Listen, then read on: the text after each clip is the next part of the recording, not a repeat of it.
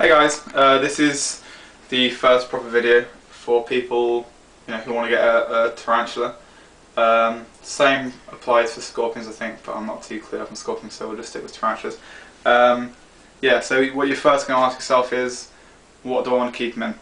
And it all depends on what size tarantula you want to get, but I like to go with, if you're getting a sub-adult or an adult, something like this Fornarium here, which you're looking at about 14–15 pounds, so it's not too dear.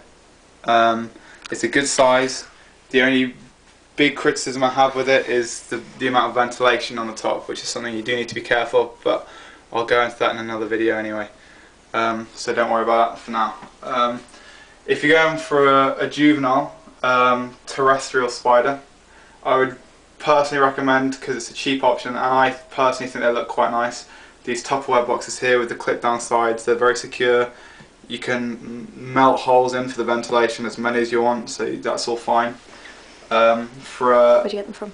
Oh, sorry, yeah, these you can get from sort of Tesco's, or I personally think the ones from Wilkinson, like that, are better because the clips, they clip on more smoothly and they're cheaper. For an arboreal juvenile, you're looking at something about that size, I would say.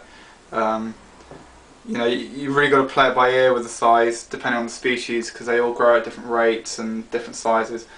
For a terrestrial of a small size, that's also a good one as well as the square. That's what I've got my vegans in. Spiderlings, if you're looking at a small arboreal, just a little film cartridge case like that, perfect. You're looking at sort of 2 to 3 inch star, I reckon, and something like that, you'll be fine. As long as their leg span isn't over half the width of the enclosure, then you're fine. For a spiderling terrestrial, you're looking at something about that. Again, same principle applies. Is that better? Mm-hmm. Same principle applies. Leg span, you should be fine. All right. The next thing you're going to start thinking is substrate, which is what we call like the earth, the soil. That's what they live on. So let me just get these out of the way, because we'll use these 2 tanks as an example. Alright, yeah, substrate. I've used a couple of different things now. I used to use coconut, it's like a weird coconut substrate. I personally don't like it. It's very dry. What I use in most of my tanks is, this is peat, mixed with vermiculite. And they're both relatively cheap. Vermiculite's very good at holding in humidity, and peat, also bacteria can't grow on vermiculite, which is a big bonus, and peat has a higher acidity level, I believe, than most other substrates. So again, it makes it difficult for bacteria and mites to grow on. Next is things that you might want to keep inside your enclosures. As you can see between these two, if you can get a good shot in there, for this terrestrial down here, I've only got a small hide. You know, that's suitable for a spider. They don't require loads of, pretty decorations. That's pretty much just for our own aesthetic. It's what pleases us. They don't, makes no difference to them. As long as they feel secure, that's the most important thing.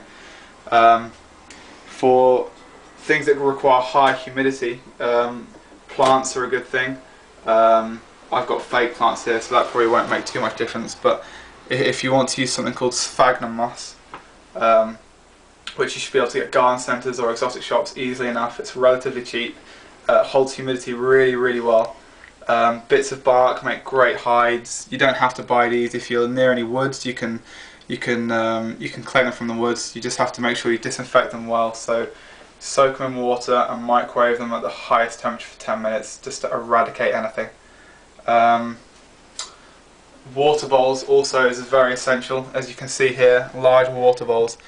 Avicularia species in particular require very high humidity and very high ventilation, which can be a bit tricky to maintain. So you want good ventilation, as you can see there, and good humidity, good water bowl. And if you, with something like this, a water bowl, it won't be enough. You will need to mist it fairly regularly. Again, weather dependent. If it's hot, you'll need to do it more often, and all that. I think that's everything. Oh no, wait. Yeah, thermostats and heat mats.